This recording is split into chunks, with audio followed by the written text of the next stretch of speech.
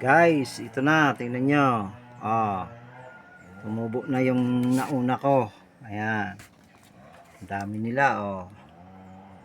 Oh, ang ganda. Ayun pa, oh. Oh, dami, no?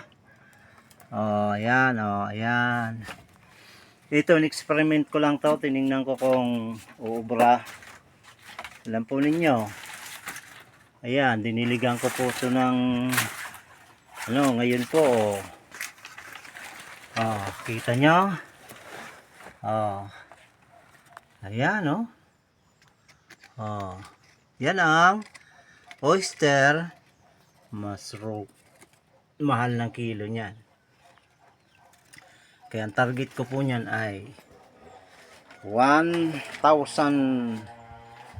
fruiting bags. Ito pa po yung iba, oh.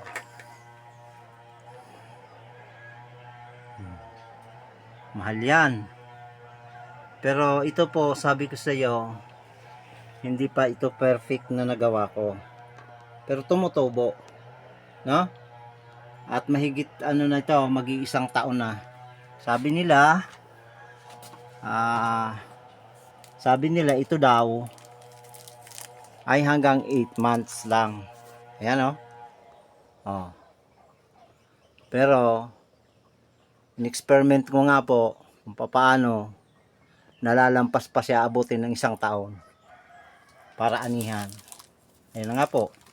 May in-spray lang po ako dyan. Yan, sikreto lang yun. Ako lang nakakaalam.